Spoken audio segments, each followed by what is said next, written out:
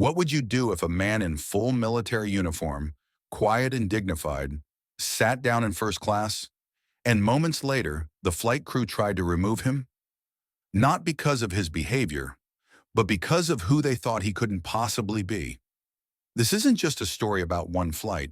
It's about dignity, silence, and what happens when someone finally stands their ground. Before we dive in, let us know. What time are you listening to this, and where are you? Drop a comment below. We'd love to hear from you. The morning air at Hartsfield-Jackson Airport in Atlanta had that crisp, quiet bite that came only with early November. The sun was barely up, casting soft streaks of gold through the glass walls of the terminal. People moved like streams of coffee, fast, hot, focused. Nobody paid much mind to the older man walking slowly through the main concourse. Not at first. Obadiah Reddick walked with a slight limp, one leg dragging just a beat behind the other. His back was straight, his shoulders set with a quiet dignity. He wore his full army dress uniform, pressed in neat, adorned with ribbons that spoke to decades of service. The kind of uniform you only put on for the most important days. Today wasn't one of those days, at least not on paper. He had just returned from Washington, D.C., where he'd attended a Veterans Day ceremony. Nothing fancy, just a gathering of old comrades who knew what it meant to stand in the mud for someone else's freedom. Now he was heading home to Montgomery, Alabama. His flight was short. His plans were simple. The first-class ticket in his hand was not. That had been Eudora's doing. His wife, his everything. "Don't argue," she'd said earlier that week, pressing the envelope into his hand. "You deserve to ride like someone who's done something in this world." He had smiled, reluctant but grateful. Obadiah was not a man who sought attention. He was a man who had spent most of his life in the shadows of others' comforts. But even he couldn't deny there was something about sitting up front that felt different. The gate was already boarding when he arrived. As he moved toward the line marked priority and first, a few heads turned. Not because they recognized him. He wasn't that kind of famous. But because of what he wore. There was a stiffness in the air, a shift. Like people weren't sure if they should stand aside or wonder if he'd taken a wrong turn. He didn't notice. Or maybe he did. But he kept walking, calmly, like he'd done it 1,000 times before. Inside the plane, the lighting was soft, the air cooler. Obadiah found his seat, 2A window, and lowered himself slowly, placing his cane to the side. He adjusted his cap, glanced out at the tarmac, and exhaled. No excitement, no pride, just stillness. Then came the voice, tight, crisp, controlled. "Excuse me, sir." He turned. A woman in a neatly pressed uniform stood beside him, tall, poised, somewhere around 40. She held a small tablet in one hand and wore the tight smile of someone used to being obeyed. Carla Vintner, her name tag read. Senior flight attendant. Her voice had a rehearsed pleasantness that sounded more habit than heart. "I just need to verify your seating, if you don't mind." He blinked, then handed her the ticket. She glanced at it, double-checked, then looked back at him. "This is for first class." "Yes, ma'am," he said softly. "It is." She didn't move right away. Her eyes didn't soften either. She looked at him like something didn't line up. Maybe it was the uniform. Maybe it was the skin. Maybe it was just the way some people couldn't imagine dignity in certain places. After a moment, she nodded, tight, like it hurt. "Of course," she said. But she didn't walk away. She stepped aside and tapped her tablet again, glancing back toward the front of the cabin. A few passengers nearby had started to notice. A man across the aisle, pale and middle-aged, leaned toward his wife and whispered something with a crooked grin. "Probably in the wrong seat," he murmured, not quietly enough. Obadiah didn't flinch. He didn't turn. His eyes stayed out the window. Carla moved toward the galley, lifting her radio just enough to speak into it. "Yeah," she said quietly. "I've got a situation. First class. Passenger doesn't match the profile. Requesting verification." There was no alarm in her voice, just that same sterile tone of procedure. As if people like Obadiah needed more than a boarding pass. As if being there, quietly, respectfully, wasn't quite enough. Obadiah adjusted in his seat. The leather was soft beneath him. The hum of the plane was steady, almost soothing. He folded his hands in his lap and took a slow breath. He had no idea how loud that day would get. Not yet, but he knew the sound of suspicion. It had a familiar rhythm, one that followed him long before the war and long after the medals, and it had just taken its seat beside him. Obadiah sat with both hands folded gently on his lap. The leather seat gave just enough under his weight to remind him he wasn't in a regular coach seat. The window framed the gray morning outside, planes parked in neat rows, service vehicles zigzagging between gates. His gaze didn't follow any of it. It drifted further, somewhere the cold couldn't reach. He thought of the first time he'd worn a uniform like this. It had been brand new, stiff, and a little too big in the sleeves. He was 22 and believed, in the kind of way only a young man can, that service would earn him respect. Not just medals or ceremonies, but something quieter, like dignity. Instead, he remembered being turned away from a diner just outside of Selma. The waitress had looked at his uniform, then at his face, and said they didn't serve his kind. Another time, he tried to rent a hotel room after coming back from a training exercise. The man behind the counter had simply pointed to a laminated sign that said, "Whites only." That was 1964. And yet here he was, in a different century, on a different kind of battlefield. But the look Carla Vintner had given him felt exactly the same. He closed his eyes a moment, not from tiredness, but from a kind of deep, worn-in ache, one that never fully went away. "Don't let the past carry too much weight, Obi," Eudora had said just that morning. She'd kissed his cheek as he stood by the door, handed him a small envelope with the flight ticket folded inside. He could still hear her voice, soft but sure. "This time you sit in the front. You've earned it." He hadn't asked for the upgrade. She'd insisted. First class, on her own airline. Not as a favor, not as a power play, just as a gesture. But he'd made her promise not to tell anyone. They had an understanding. He didn't want special treatment, just fair treatment. She had smiled and said, "Sometimes the only way to change the rules is to sit in the seat they think you don't belong in." A sudden rustle near the front of the cabin pulled him from his thoughts. A security officer in a blazer, with a radio clipped to his belt, stepped in and whispered something to Carla. She nodded sharply, then turned and walked toward Obadiah again. Her heels clicked in a rhythm that sounded like judgment. "Sir," she said, louder than necessary, "we're still having some difficulty verifying the booking. I'm going to need you to step out of the cabin while we sort this out." Obadiah tilted his head and looked up at her. His voice was low and even, almost too calm. "I already gave you my ticket. I'm not going anywhere." Her eyes narrowed just slightly. A few passengers leaned in now, watching, some with curiosity, others with unease. One woman near the back lifted her phone discreetly, camera lens glowing faintly. Carla took a breath, as if she'd expected obedience and wasn't used to resistance. "Sir, I'm asking politely." "And I'm answering politely," he interrupted, still not raising his voice. "I'm not moving." Something shifted then. Maybe it was pride. Maybe embarrassment. Carla's expression hardened. She stepped closer, her voice edged with frustration. "You're creating a scene," she said through clenched teeth. He didn't flinch, didn't blink. His silence seemed to push her further. And then, without warning, her hand moved. The sound of the slap wasn't loud, but it was sharp, enough to still every conversation in the cabin, enough to make the plane feel suddenly smaller, tighter. Obadiah's face turned slightly with the force, but he didn't reach for her, didn't shout.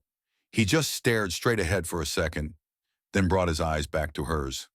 When he finally spoke, his voice had dropped to a near whisper, but every word landed like a stone. "You just slapped the husband of the woman who owns this airline." No one moved. A young black woman in the row behind him gasped, then covered her mouth. Her eyes filled with tears she hadn't expected. Across the aisle, a man in military fatigues, barely in his 20s, stood halfway up, fists clenched at his sides. He looked like he wanted to speak, but the words didn't come. Carla stepped back, color draining from her face. Her hands trembled slightly, though she tried to hide it behind her tablet. Passengers started whispering, but it wasn't the same kind of whispering as before. It wasn't suspicion, it was reckoning. Heads turned, phones went up. Someone near the rear rang the call button, but didn't say a word when the other flight attendant arrived. Obadiah didn't say anything else. He didn't have to. His hands were folded once again on his lap, though this time they were tighter, not from anger, from the weight of restraint. He looked out the window again, not seeing the tarmac anymore. He was somewhere else, someone else. And maybe, just maybe, he wasn't alone this time.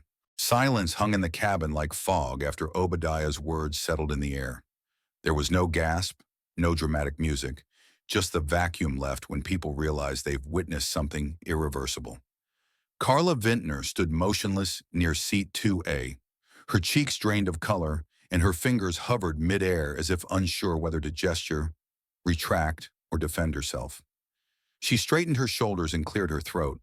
The voice that came out was tighter than before. "We can't verify that," she said. "Until we do, I need you to disembark." Obadiah didn't flinch. He didn't raise his voice or shift in his seat. He just looked at her with a kind of stillness that didn't come from pride, but from years of waiting to not be mistaken. He had faced weapons more dangerous than words, but somehow these moments always felt heavier. His eyes said what his lips didn't. "You've already made your decision about me." Carla reached for her radio, thumbed the side button, and called again. "I need security to the front cabin. Immediate. Passenger is non-compliant." Someone in the back muttered, "This is getting out of hand." But the most striking thing was how quiet everything else remained. Even the hum of the engine seemed to fade beneath the tension. From the economy section, a young flight attendant, Marcus, stepped forward. He looked uneasy but purposeful. His badge was slightly crooked, and his voice was softer than Carla's, but it held weight. "Ma'am," he whispered close to her ear, "I heard from dispatch. The passenger is Obadiah Reddick. His wife, she's Eudora Reddick. That's real." Carla shook her head before he could finish. "I don't care who he says he's related to. No one gets to intimidate staff." She said it loud enough for others to hear. Loud enough to save face. Loud enough that she couldn't take it back. Obadiah closed his eyes for a moment. He wasn't tired, but something inside him curled up, the way paper folds under flame. He'd seen wars, buried friends, walked into fire for strangers, and yet somehow this kind of resistance, the kind wrapped in protocol and gritted teeth, always found a way to wear him down a little more each time. The door to the plane was still open when the order came. "All stations, hold departure," the pilot's voice crackled over the intercom. "Do not close the aircraft. We've been instructed to delay boarding." There was no explanation, just a pause, and then more whispers. Passengers fidgeted, heads turned. Some rolled their eyes, others glanced toward Obadiah like he was the epicenter of a brewing storm. One man in a suit walked past Obadiah to retrieve something from the overhead and paused just long enough to say, under his breath, "Sorry about this. It's unfortunate." Unfortunate. That word settled over Obadiah like dust on a monument. It wasn't malice, it wasn't support. It was the empty middle ground of people who think sympathy is enough. He turned his head toward the window again. But what he saw this time wasn't the airport. It was a jungle decades ago. A patch of dirt soaked in rain and smoke. A young man, Charlie Remington, his pale hand reaching to pull Obadiah behind cover during a firefight. A second later, Charlie took the bullet meant for him. No hesitation, no questions. Just two soldiers who'd learned the color of courage, had nothing to do with skin. Obadiah had carried that memory like a folded flag for years. He used to think it was proof the world was changing. Now, watching the uncomfortable shuffling of people and the tight-lipped policies of staff who couldn't or wouldn't see him clearly, he felt something crack just slightly in that belief. Somewhere near the front, a woman's voice pierced through the murmurs. "If he really is the husband of the airline's president, why didn't he just say so from the start?" she said to her husband, voice sharp, lips pursed. "Trying to prove something, I guess. All this quiet dignity thing." That stung more than the slap. It wasn't the insult. It was the implication. That dignity had to be proven. That silence was arrogance. That not playing the game was somehow manipulation. Obadiah didn't react, but his breath came slower. He could feel the questions in his chest, rising up the way heat does before a storm. A man in a black suit entered the cabin quietly. He moved past the other crew with a badge clipped to his belt and leaned into Carla's ear. Mrs. Reddick is on her way. She asked that the plane remain exactly as it is. No one in, no one out. Carla's face shifted in an instant, stern confidence giving way to a flicker of something else. Maybe fear, maybe recognition. She didn't speak, just nodded and turned her back, walking toward the galley. Obadiah sat where he had been all along. His hands were no longer folded. They rested loosely on the armrests, his fingers relaxed. But his eyes had changed. They no longer searched for escape or understanding. They waited. He knew that his silence wasn't the end of the conversation. It was the beginning. The cabin still held its breath, frozen in the kind of silence that comes after something you can't take back. Passengers stayed in their seats, eyes darting, some glued to their phones, some pretending to read a magazine that suddenly didn't matter. Then, from seat 4C, a man stood up, young, tall, posture-trained, wearing a faded desert camo jacket and carrying a military-style backpack. His face was smooth, maybe late 20s, and his voice, though soft, cut through the tension like a gust of fresh air. "I don't know this man," he said, looking at Obadiah, "but I know what respect looks like, and I know what it feels like when people look at your skin before they look at your eyes." His words hung there for a second. Nobody tried to stop him. Nobody could. "My name is Tariq Malone," he continued. "I just got back from Kandahar 3 days ago. I've been called sir and son, sometimes in the same sentence. But I know one thing for sure. What's happening right now? This isn't an accident. It's not just a bad call. It's a habit." Obadiah turned his head slowly. Their eyes met, one man graying and lined with time, the other fresh-faced but already weathered. Between them, decades of service and a single thread of understanding. A woman in row 6 whispered to her husband, "We should have said something." A young woman across the aisle, maybe in her 30s, white, holding a toddler in her lap, nodded slowly, almost to herself, and murmured, "I should have spoken up earlier." Nobody clapped, nobody cheered, but something shifted in the air. The silence wasn't empty anymore. It was crowded, with thought, with regret, with awakening. A flight operations officer in a gray blazer approached Obadiah's seat and leaned down. "Mr. Reddick," he said, voice low but steady, "Mrs. Reddick has arrived at the terminal. She's requested to meet with you privately before reboarding decisions are made. We'd appreciate it if you could step outside the aircraft." Obadiah looked toward the front of the plane, then back down the aisle. He didn't move. He turned again to Tariq, and in that glance he saw a younger version of himself, hopeful, tired, still willing to fight. This wasn't about image anymore, or pride. This was about what happened when someone like him said no, and the world had to look itself in the mirror. He shifted slightly in his seat and responded, not with force, but with a clarity that made the air hold still again. "Number, I'll remain right here. I'm sitting in the seat I paid for, and I'll wait for my wife like any other husband, like any other passenger." It wasn't defiance. It was a man reclaiming space in a world that had long tried to shrink him. Somewhere behind him, someone began to clap. Not loud, not grand, just a single pair of hands meeting in quiet rhythm. Then another, a few more joined in, unsure, unpracticed. It never swelled into applause, but it was enough. Carla Vintner, standing near the galley, looked shaken. Her hand clutched the edge of the wall beside her, her mouth pressed into a line. She was losing control, the crisp lines of her uniform, the practiced calm in her face. None of it could cover the shift. She turned away, pretending to check the beverage cart. From the cockpit, the captain's voice returned, clear and professional. "Ladies and gentlemen, this flight will be further delayed for approximately 15 minutes. A representative from Zephyrline's executive team will be boarding shortly. We appreciate your patience." Obadiah didn't move. His fingers rested loosely on his knees. He was no longer looking out the window. He stared forward now, eyes steady, as if waiting not for an arrival, but for a reckoning. He whispered quietly, to no one in particular. "It wasn't the slap. It's never just the slap. It's the silence afterward. The ones who don't speak, the ones who never look back. That's where the damage really settles." Tariq sat down again, not far behind him. He didn't say anything else. He didn't need to. Obadiah's posture didn't scream defiance.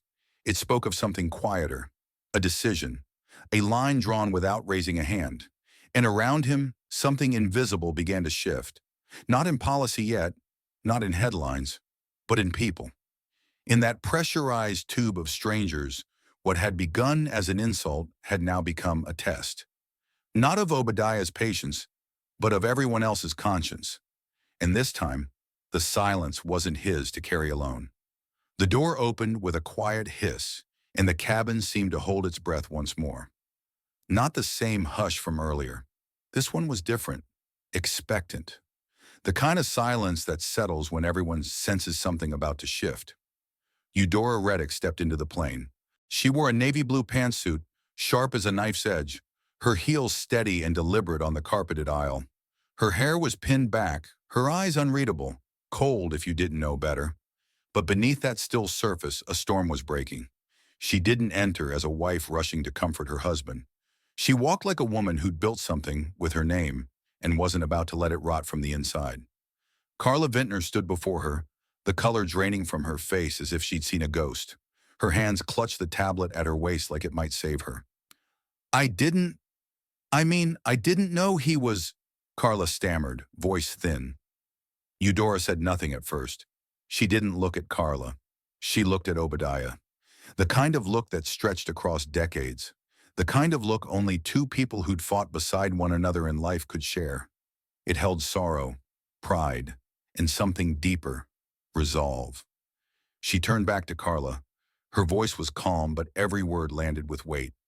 You assaulted a retired Army sergeant, a man with a fully valid first-class ticket.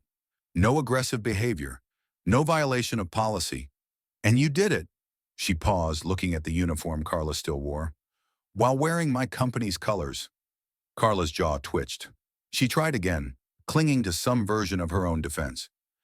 There have been incidents lately, impersonators, people sneaking into cabins they didn't pay for. I was trying to protect the airline. And who were you protecting it from? Eudora asked, voice lower now, sharper. A man in a military uniform? Or a black man in a military uniform? Carla didn't answer. Her hands fell to her sides. The tablet she'd been gripping slid slightly. Eudora didn't raise her voice. She didn't fire anyone on the spot. Instead, she turned toward the front of the cabin, addressing both crew and passengers. All first-class flight staff are to disembark the aircraft immediately and await further instruction from HR and Internal Affairs. A new team will be boarding to complete this flight. Gasps rippled down the rows. Carla's eyes widened, but Eudora wasn't done. To our passengers, she continued, I offer my sincerest apology. On behalf of Zephyrline Airways, I accept full responsibility for what occurred today. This is not the experience we promise, and it is not the experience we will tolerate moving forward. It wasn't rehearsed, it wasn't political, it was human, and that made it land. In row 5, an older man with silver hair wiped his eyes with a crumpled napkin. He leaned toward the aisle and said, almost to himself, It's been a long time since I saw a woman of color stand tall like that, without flinching. Tariq Malone stood once more, this time not with fire, but with gratitude. He looked to Obadiah, nodded, and said quietly, Sir, thank you. I think I just learned something my training never covered. All around them, people stood, not all at once, but gradually, one by one. They clapped softly, not out of politeness, but as a gesture. A quiet kind of respect, one that didn't ask for credit. In the midst of it all, a small woman in jeans and a sweatshirt stepped forward with her phone still in hand. She looked about 30, blonde hair pulled into a messy bun. I'm with a local paper, she said. Independent. Mr. Reddick, would you be willing to say something? For the record? Obadiah looked at Eudora. She nodded once, almost imperceptibly. He turned to the woman, then to the small phone now recording his face. His voice, though low, was as steady as ever. I'm not here to talk about myself. I'm not here to shame anyone. But I want people to remember something, he said. Respect doesn't come from a uniform or a title. It comes from recognizing humanity when it's right in front of you. And it doesn't matter what color that humanity wears. He stopped there. Nothing flowery. Just that. The woman lowered her phone, her eyes glassy. She nodded. Eudora finally let her shoulders fall, just slightly. She stepped closer to her husband, but not to shield him, just to stand beside him, where she had always been. And Obadiah, still seated, exhaled slowly. He had come for a quiet flight home. Instead, he'd found himself at the center of a reckoning long overdue. The cabin had quieted again, but not from tension this time. It was the silence that followed a storm, nervous, reflective, still thick with the scent of something broken open. Eudora sat next to Obadiah now, her hands resting on her lap, fingers gently intertwined. She was no longer in the role of executive, no longer leading a team or representing a brand. She was just a wife sitting next to her husband, who'd carried his own battles quietly for too long. For a long while, they didn't speak. Outside the window, the ground crew bustled in coordinated motion, oblivious to the emotional reckoning that had just unfolded on board. Inside, time stretched thin between them. Finally, Eudora leaned closer. "Do you want me to stop the press?" she asked, voice soft. "We can keep this quiet. Handle it internally." Obadiah didn't answer right away. His gaze stayed fixed on the tarmac as a baggage truck rolled by. "This stopped being private the moment she raised her hand," he said quietly. "And maybe it was never private at all." She nodded. Not in agreement, but in understanding. He turned to face her. "You know what happens when people don't talk about these things, Dora. They get repeated, with nicer language, better clothes, but the same message, that some people don't belong unless they prove it twice." He wasn't angry, not bitter either, but there was a clarity in his voice that neither of them could turn away from. A knock at the side of the cabin door broke the moment. A tall man in a charcoal suit stepped in, his badge clipped to his chest. He introduced himself as the company's director of communications. His face carried the weariness of someone who'd already been on the phone with media outlets all morning. "The press is asking for a statement. We can keep it short, pre-written if needed." Eudora looked at Obadiah, her eyes full of the question she didn't speak. He nodded once. "I'll do it, but not behind a podium in a quiet room. I want to speak directly to the staff, at headquarters." The air changed with those words. The executive stiffened slightly. "That's unorthodox, sir." "It's necessary," Obadiah replied. And just like that, the script changed. This wasn't about public relations anymore. It was about leadership, real leadership, the kind that doesn't hide behind polished releases or half-hearted apologies. Elsewhere in the terminal, in a staff holding room, Carla sat with her back pressed to a cold plastic chair. Her hands, pale and tense, were clasped tightly in her lap. She hadn't spoken since being escorted off the plane. The silence inside her was different now, not defensive, but hollow. A younger crew member walked in, someone Carla had trained years ago. She didn't sit, just stood in the doorway. "I used to look up to you," the girl said. "I thought strength meant being in control, keeping things sharp, but what today didn't look like strength." Carla didn't argue, she didn't explain. She only lowered her head, eyes fixed on the floor. It wasn't discipline that changed her. It was disappointment, the kind that comes from the people who once admired you. Back aboard the plane, the new crew began preparing for takeoff. They were mostly younger, attentive, calm, visibly affected by the events of the morning. Their tone with passengers was softer, their posture more intentional. A different kind of energy filled the cabin now. Not perfect, but more human. Tariq Malone, still in his military fatigues, sat quietly near the front. He had just finished typing something on his phone. A quote. "I didn't serve my country for a man like Obadiah Reddick to be made to feel small in it." The quote, posted to his social media, would be shared thousands of times within hours. But in that moment, he didn't care about followers. He just wanted it said. Back on the tarmac, Eudora squeezed Obadiah's hand once before stepping off. "I'll wait for you in Montgomery," she said. "But don't let this end with a landing." Obadiah smiled faintly. "It won't." As the plane lifted off, Obadiah pulled a small notepad from his jacket, the same kind he used to carry during his service years, folded and worn. He began to write, "I am a veteran, but today I fight again, not with weapons but with patience, presence, and dignity. And I do not fight alone." He didn't need applause. He didn't need a platform. What he needed was for the truth to outlast the silence. The plane hummed as it climbed above the clouds, settling into its cruising altitude. Zephyr Line Flight 327 was back in the air, the morning chaos now behind them, but not forgotten. In seat 2A, Obadiah Reddick sat quietly, his posture straight, his gaze distant. The world outside his window was nothing but white and blue, but inside his mind, images swirled. The slap, the voices, the silence, the apology, the strength it took to sit still while being questioned for simply existing. A soft chime broke through the cabin. The intercom crackled, and a calm voice came on. Someone from the new crew. Ladies and gentlemen, Zephyr Line would like to extend a sincere thank you to one of our passengers today. Mr. Obadiah Reddick, your presence reminded us all that respect doesn't belong to a class or a section of the plane. It belongs to every person who walks through our doors. No applause followed and none was needed. Instead, a quiet ripple of acknowledgement moved through the cabin. One man gave a nod. A woman near the aisle smiled gently. Another passenger placed a hand over her heart and held it there for a moment. It wasn't loud, but it was real. Obadiah looked down at the letter he had written earlier, folded neatly in his pocket. His fingers brushed the edge, not to check if it was still there, but to remind himself it was ready. Then, without announcement, Carla Vintner appeared at the front of the cabin, walking in beside a stern-faced supervisor. Her hair was tied back now, and she no longer wore her uniform, just a plain blouse and slacks, her face bare of the polish she'd kept that morning. Obadiah's eyes met hers for a brief second, then returned to the window.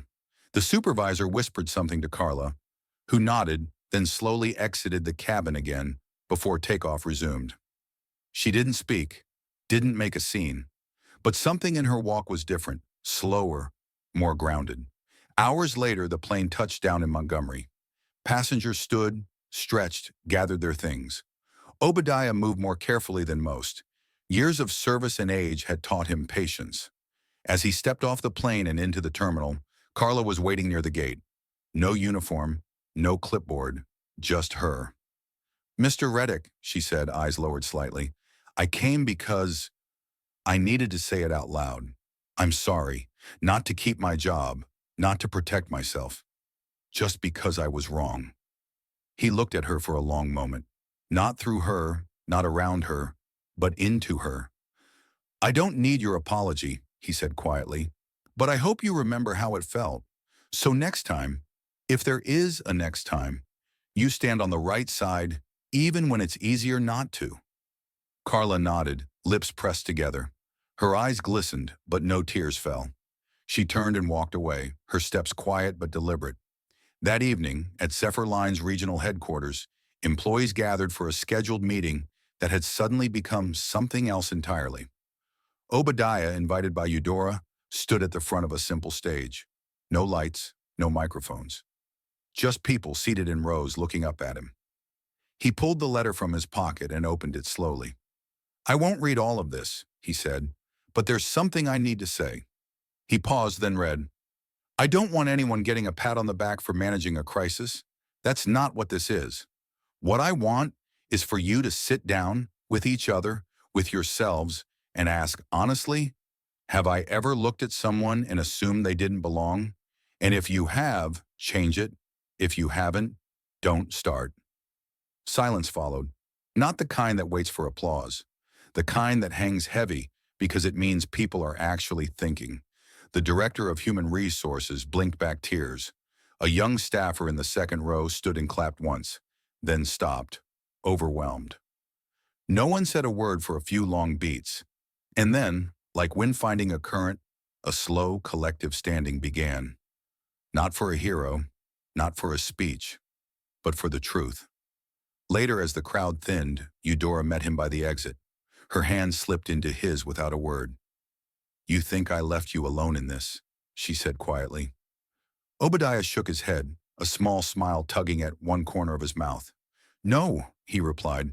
You let me walk through it. But when it counted, you showed up.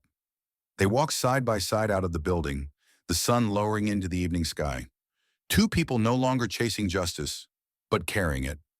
In the days that followed, Airline released a new initiative, the Reddick Standard, not a press campaign, not a rebranding effort, a policy, mandatory training on unconscious bias, transparency protocols, and public accountability for frontline decisions. In the first-class lounge at Montgomery Airport, a new plaque was mounted on the wall. It was simple, brushed bronze, no flourish. It read, "For those who believe dignity shouldn't come with a special ticket." A soft breeze rolled through the porch of a modest home in Montgomery, Alabama. The screen door creaked slightly as it swayed in rhythm with the wind. Obadiah Reddick sat in his favorite wooden chair, one hand resting on his cane, the other holding a mug of lukewarm coffee. Eudora sat nearby with her legs crossed, flipping through the Sunday paper, though she wasn't really reading. On the radio beside them, a familiar voice echoed through the static. Airline President Eudora Reddick confirmed today that 12 mid-level managers have been enrolled in the company's new Cultural Renewal Program. The initiative, titled the Reddick Commitment, will launch company-wide next month. Eudora smiled behind the paper. "Well, would you look at that? You've officially become a policy." Obadiah chuckled, his eyes soft but clear. "I didn't set out to be one.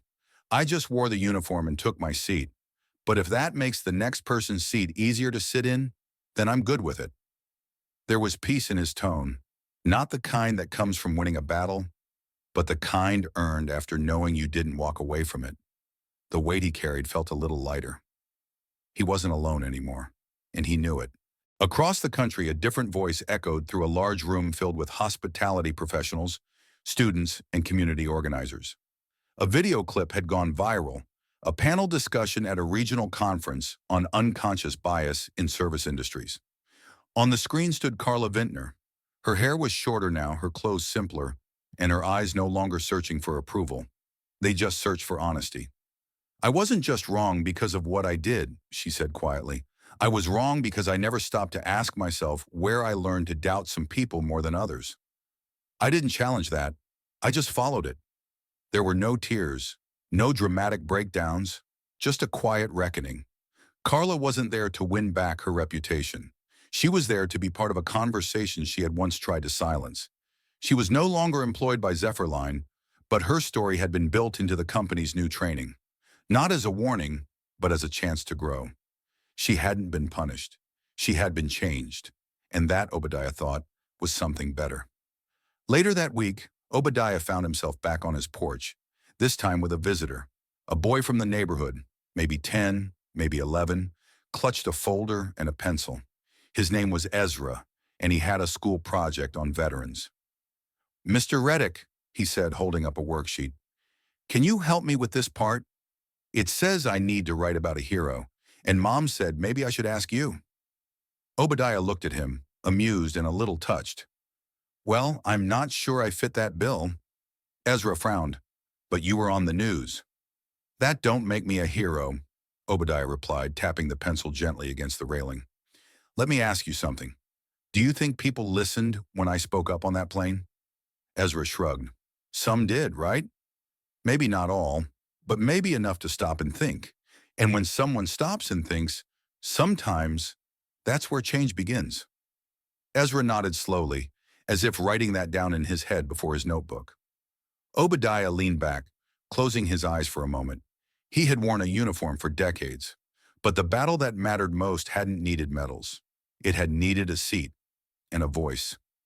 A week later, in an airport a few states away, a young black man stepped onto a Airline flight wearing a military training jacket.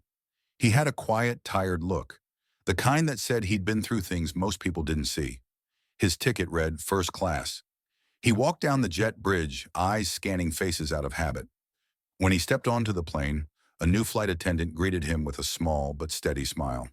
"Welcome aboard, Mr. Reddick." The man paused, surprised. He opened his mouth to correct her, then stopped.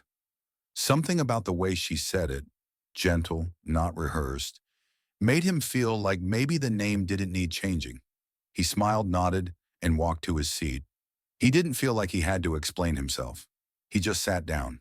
It felt like sitting in the right place. Not because it was a fancy seat, but because it was his, and no one made him ask permission. So what does it really mean to belong? Maybe it's not about titles, uniforms, or seats on a plane, but about being seen, heard, and respected without needing to prove yourself first. Obadiah Reddick didn't raise his voice, but his silence said everything. What about you? Have you ever witnessed a quiet act of dignity that changed the way people think? If this story moved you, don't forget to subscribe so you won't miss the next one. We've got more true-to-life stories coming your way.